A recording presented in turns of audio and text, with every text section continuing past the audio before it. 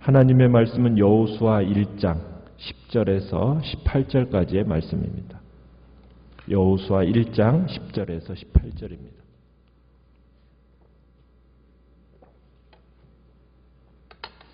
여호수아 1장 10절 제가 먼저 읽습니다. 이에 여호수아가 그 백성의 관리들에게 명령하여 이르되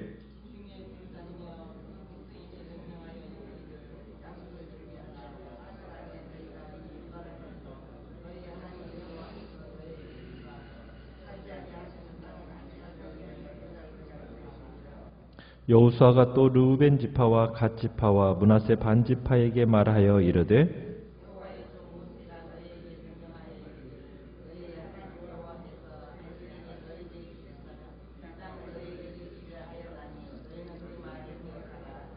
너희의 처자와 가축은 모세가 너희에게 준 요단 이쪽 땅에 머무르려니와 너희 모든 용사들은 무장하고 너희의 형제보다 앞서 건너가서 그들을 돕되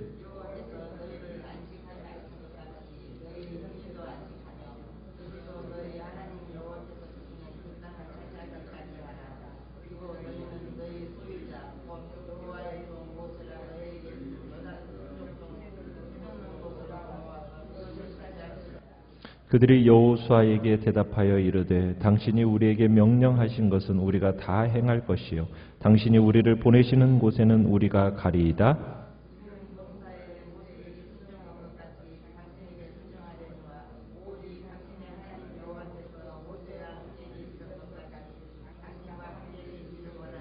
같이 읽습니다.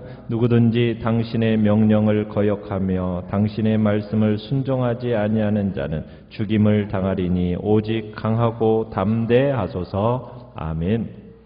오늘 말씀의 제목은 이스라엘의 지도자 여호수아라는 제목으로 말씀을 나눕니다. 오늘 본문은 모세로부터 후계자로 세움을 받고 하나님의 인준을 받은 여호수아가 이스라엘의 지도자로서 이제 처음으로 행한 일을 기록하고 있습니다.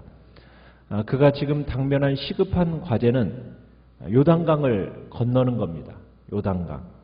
요단강에는 평소에는 이렇게 별 탈 없이 건널 수 있는 강이에요. 그런데 지금 여호수아가 백성들을 이끌고 건너는 이 시기는 홍수로 인해서 1년 중 강이 가장 범람하는 시기입니다. 그래서 이 수많은 백성을 이끌고 이 요단강을 건넌다라는 것은 결코 쉬운 일이 아니었던 겁니다. 그런데 하나님으로부터 지금 명령을 받은 것은 요단강을 건너라는 거예요. 그러면서 그와 함께 하시며 승리를 주시겠다. 지금 하나님은 격려해 주셨거든요. 그러니까 요단강을 건너라는 명령과 내가 너와 함께 하겠다라는 이 격려를 들은 이 여호수아가 이제 곧장 백성들의 지도자들을 부릅니다. 그러면서 이제 명령하는 게 무엇입니까? 11절에 보면은 3일 후에 요단강을 건널 것이다. 그러니 준비를 서두르라는 명령이죠. 여호수아의 명령이 인상적인 건 뭐냐면 전쟁을 하려면은 뭘 준비하라고 해야 될 것 같아요? 무기를 준비하라고 해야 할 것 같은데 무기를 준비하라고 하는 대신에 뭘 준비하라고 지금 명령하고 있습니까? 양식을 준비하라. 식량을 준비하라. 이렇게 얘기를 하고 있습니다. 자, 지금 백성들에게 내린 이 명령, 가나안 땅에 들어가서 너희가 그 땅을 소유하게 될 것이다. 그러면서 이제 얘기를 하는데 어떻게 보면은 승리에 대한 확신을 지금 이곳에서 말씀을 하고 있습니다. 여기서 지금 식량을 준비하라, 양식을 준비하라고 할 때 뭐 많은 양식을 준비할 필요는 없습니다. 왜냐하면 가나안에 입성해서 가나안 땅에서 이제 정복하게 되면은 어떤 곡식을 먹게 되는 겁니까? 가나안 땅의 곡식을 먹게 될 거니까 이제 그때까지의 필요한 소량의 양식만 준비하면 된다는 얘기예요. 그래서 그것을 준비하라는 뜻에서 지금 얘기하고 있는데 지금 여호수아는 지금 굉장히 확신에 차 있습니다. 뭐라고? 여호와께서 너희에게 주사 차지하게 하시는 땅을 차지하기 위하여 들어갈 거다. 그러면서 지금 그 땅을 소유하게 될 것에 대한 확신에 차여서 지금 명령을 내리고 있는 겁니다. 어떻게 보면 지난 수백 년 동안 이스라엘이 그토록 학수고대했던 일이 무엇이에요? 이 가나안 땅, 하나님께서 약속하신 그 땅을 들어가서 차지하는 거예요. 자, 그것이 며칠 후면은 현실적으로 이제 드러나게 되는 역사적인 순간입니다. 이 역사적인 순간에 여호수아는 지금 하나님께서 말씀하신 것을 전적으로 믿고 지금 그 하나님의 그 역사에 동참하는, 그 사역에 동참하는 조건은 무엇이냐? 굳건한 믿음입니다. 믿음. 그러니까 온 백성의 우두머리가 하나님의 말씀에 따라서 승리를 확신하니까 이제 더 이상 주저할 것이 없는 거죠. 그러면서 지도자들에게 뭐 하는 거예요? 속히 도와할 준비를 해라 하고 지시를 내리는 겁니다. 자, 그 진영의 그 지시와 함께 12절로 가시면은 어느 지파에게 지금 또 다른 명령을 내리고 있죠. 그 지파는 누구입니까? 르우벤 지파, 갓 지파, 므낫세, 반 지파. 자, 이 세 지파에게는 어떤 지금 명령을 상기시키느냐면 이 세 지파는 이미 요단강 동편에서 땅을 차지한 지파들이에요. 그래서 이 세 지파에게 너희들이 요단강 서쪽에서 치러질 그 전쟁에서 너희들의 맡은 역할이 있다라는 것을 상기시킵니다. 그러면서 13절 끝에 보면은 기억하라. 뭘 기억하라는 걸까요? 너희는 그 말을 기억하라. 지금 촉구하고 있는데 무슨 말을 기억할까요? 그 말이라는 게 뭡니까? 이 백성들이, 이 세 지파가 모세 앞에서 어떤 맹세를 했었습니까? 이 동편 땅을, 요단 동편 땅을 남보다 앞서 차지했는데 그 대가로 후일 이스라엘이 요단 서편을 정복할 때 다른 지파의 선봉에 서서 싸우고 그 후에 돌아와서 쉬겠습니다. 이 한 약속을 가리키는 겁니다. 그러니까 이미 모세가 그들에게 말한 것처럼 아내들, 자식들, 가축들 이것들은 이미 요단강 동편의 기업을 얻은 땅에 잘 정착하게끔 만들어 놓고 그리고는 전쟁할 수 있는 남자들은 어떻게 하는 거예요? 요단강을 건너서 다른 지파들과 함께 이제 그 요단강 서편을 차지하기 위하여 함께 전쟁터로 나가 싸우겠다라는 그 맹세를 했단 말입니다. 그 말을 뭐 하라고요? 기억해라. 지금 촉구하고 있는 거예요. 보통 사람이 그러기가 쉽지 않습니까? 자기가 유익하고 자기가 필요할 때는 약속을 잘해요. 그러다가 때가 되어서 약속을 지켜야 할 때가 오면 어떻습니까? 그 약속을 잊어버리고 지키지 않으려는 경향이 우리 인간의 마음속에 있는 거예요. 그 우리가 쉽게 볼 수 있잖아요. 화장실 들어갈 때 나올 때 다르다는 듯이. 그죠? 그러니까 여호수아는 자신이 이 지파들에게 지금 이르는 말이 뭐냐면 13절에 여호와의 종 모세가 너희에게 명령하여 이르기를 이라고 시작하면서 지금 여호수아 자신의 지도력이 모세가 지도자로서 약속하거나 지시한 모든 것을 그대로 준수할 것을 지금 준수하는 것임을 지금 보여주고 있는 거예요. 더 나아가서 이 나머지 말은 이제 14절, 15절을 보시면은 이 나머지 말은 모세가 요단강 동쪽에 이 정착한 그 지파들에게 한 말을 상당 부분 인용해서 가지고 옵니다. 그러니까 지금 이건 비록 모세 앞에서 행한 것이었지만 또 이것은 너희들 하나님과 한 약속이다. 그러면서 여호수아는 지금 이 두 지파 반으로 하여금 하나님과의 약속을 지키도록 촉구하고 있는 거죠. 그러면서 15절을 보시면은 나오는 중요한 단어가 있는데 그게 뭐냐면 중요한 주제가 안식이라는 단어입니다. 안식. 너희를 안식하게 한 것 같이 너희 형제도 안식하게 하라. 여기서 안식이라는 것. 여러분 지난 40년 동안 이스라엘 백성들은 광야 생활하면서 방랑 생활을 했었잖아요. 이 백성들에게 정말 가장 중요한 목표가 뭐겠어요? 한 곳에 정착해서 그곳에서 안식과 평안을 누리는 것이 그들의 가장 중요한 목표라고요. 그러니까 하나님께서 그 광야를 배회하던 이스라엘 백성들을 이제 가나안 땅에 입성하면서 뭘 주겠다? 안식을 주겠다고 지금 약속하시는 거예요. 자, 그런데 이 안식이라는 것이 그냥 쉽게 얻어지는 건가요? 아니죠. 가나안 사람들과의 뭘 통해서? 전쟁을 해야 돼요. 전쟁을. 그러니까 하나님께서 약속하신 이 축복이라는 거, 안식이라는 것은 우리가 이스라엘이 어떻게 보면 피와 살을 깎는 그 노력의 대가로 얻어지는 것이 안식이라는 거예요. 그러려면 우리가 이 땅에서 안식을 누리고 어떻게 보면은 하나님이 주시는 참된 안식과 평안을 누리는 것은 그냥 가만히 있으면 되는 것이 아니라 이 땅에서 무슨 일이 있어야 된다는 거예요. 싸움이 있어야 된다는 거예요. 어떤 싸움이요? 죄와 사단과 세상과의 피 흘리기까지의 싸움이 있어야 돼요. 그만큼 우리에게 엄청난 희생, 그 다음에 노력이 요구가 되어지는 겁니다. 그와 함께 주어지는 것이 뭐라고요?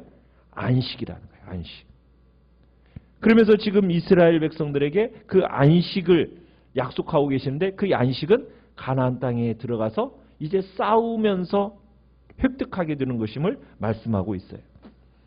자, 모세는 이제 요단강 동쪽 이 거하게 될 지파들로부터 대답을 듣게 됩니다. 16절부터 18절까지 이제 대답을 듣게 하는데 어떤 대답을 듣냐면 적극적이고 긍정적인 대답을 받아요. 뭐라고 답변을 하냐면 모세에게 했던 것처럼 여호수아의 지도력에 전적으로 복종하겠습니다. 그런 다짐이 이제 그들에게부터 옵니다. 이것은 온 이스라엘들의 입장을 반영하는 내용입니다. 그들의 충성의 약속을 보시면은 절대적인 순종을 얘기해요. 뭐라고 얘기합니까? 17절에 우리는 범사에 모세에게 순종한 것 같이 당신에게 순종하겠습니다. 그리고는 당신은 그러나 뭐라고 얘기합니까? 오직 당신은 뭐라고요? 하나님 여호와께서 모세와 함께 계셨던 것 같이 당신과 하나님이 함께 하시기를 원합니다. 그리고서는 또 뭐라고 또 18절에 얘기합니까? 누구든지 당신의 명령을 거역하며 당신의 말씀을 순종하지 아니하는 자는 죽임을 당할 겁니다. 그리고는 또 뭐라고 얘기합니까? 당신은 오직 강하고 담대하게 용감하게 하시기를 바랍니다. 하고 이렇게 얘기해요. 절대적인 충성을 약속합니다. 누구든지 그 명령을 거역하면 죽이겠다라는 경고까지 덧붙이고 있습니다. 여기서 거역하다라는 단어, 18절에 거역하다라는 단어는 모세가 출애굽 1세대, 그 1세대가 가데스 바네아에서 저지른 그 범죄를 묘사하면서 사용한 단어가 이 거역하다라는 단어입니다. 그러니까 백성들이 지금 모세가 자신들에게 사용했던 그 개념을 다시 사용하면서 그들이 여호수아를 모세처럼 여기겠다. 지금 이 표현을 사용하고 있는 겁니다. 어떻게 보면은 사실 참 여호수아는 출애굽 시대 이 지도자 모세와 비교해 보면 어떻게 보면 애송이 같은 지도자예요. 그죠? 모세는 당대뿐만 아니라 이스라엘 역사에 있어서도 결코 흔치 않는 그런 지도자가 바로 모세입니다. 신앙의 거목이었다고 할 수 있는 사람이 이 모세란 말입니다. 그런데 지금 이스라엘 백성들이 어떻게 보면 이제 풋내기 같은 지도자인 이 여호수아의 말을 누구의 말과 같이 모세의 말과 동일하게 청종하겠다라고 지금 다짐하고 있어요. 어떻게 보면은 여호수아를 굉장히 대우하는 말이죠. 모세를 어떻게 보면은 존경하고 떠받들었던 그 마음과 그 자세로 여호수아를 그렇게 떠받들고 매사에 순종하겠다라는 절대 순종을 지금 얘기하고 있습니다. 하나님께서 교회 안에 세워주시는 지도자에게 하나님께서는 그 지도자들을 존중하고 존경하고 그 말에 복종할 것을 하나님은 요구하고 계세요. 어떻게 보면 하나님의 종이라고 이야기하지만 나와 별반 다를 바 없는 인간이고 어떻게 보면은 참으로 똑같은 사람으로서 때로는 참으로 연약함도 보이고 흠도 있고 실수도 있고 나름대로 한계도 있어 보이고 그래서 무시하고 싶으면 언제든지 무시할 수 있는 요소들이 수없이 많은 존재처럼 보입니다. 그럼에도 불구하고 하나님이 세우신 지도자요 종이라는 이유 하나만으로 하나님 앞에서 순종해야 되는 것이 우리의 모습이 되어야 된다는 거예요. 그것이 하나님의 권위를 존중하는 겁니다. 하나님이 세우신 사람을 괴롭히고 무시하고 만만하게 보는 것은 하나님의 권위에 대한, 그를 세우신 하나님의 권위를 업신여기는 것이 되기 때문입니다. 그리고 그를 통해서 하나님이 주고자 하시는 그 하나님의 은혜를 스스로 배격하는 일이 되는 거예요. 그래서 하나님께서 어떻게 보면은 지금 이스라엘 백성들은 이 여호수아 지도자에게 절대적인 순종의 지금 이야기를 다짐을 하고 있는 겁니다. 우리가 어제 7절 말씀을 보시면 하나님께서는 여호수아에게 뭐라고 명령을 하시냐면 좌로나 우로나 치우치지 말고 오직 모세를 통해 주신 그 율법대로 행하라고 말씀하셔요. 그래야 하면 어떻게 될 거라고요? 네, 너희들이 성공할 거다. 형통할 거다. 약속을 하셨어요. 이스라엘 백성들도 지금 자신들의 지도자인 이 여호수아에게 무엇을 지금 요구하고 있습니까? 오직 여호와 하나님만을 바라보십시오. 그분의 말씀을 전적으로 믿고 따르십시오. 그 말씀을 행하고 따르는 데 있어서 오직 강하고 담대하십시오. 그러니까 지금 이스라엘 백성들은 지도자를 바라봄에 있어서 지도자에게 뭘 권면하고 있는 거예요? 하나님의 말씀에 전적으로 순종하는 자로. 그러면은 자신들도 여호수아 당신을 전적으로 순종하는 자리에 있겠다라고 다짐하고 격려하는 겁니다. 그러니까 지도자들은 누구를 바라보고 오직 무엇을 향하여 가야 되는 겁니까? 오직 하나님의 말씀.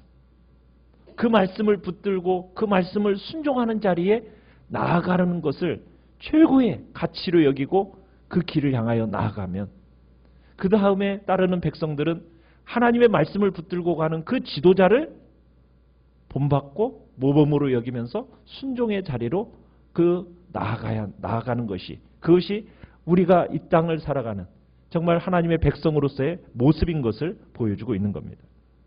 어떻게 보면 역사상 가장 큰 전쟁을 눈앞에 두고 있어요, 백성들이.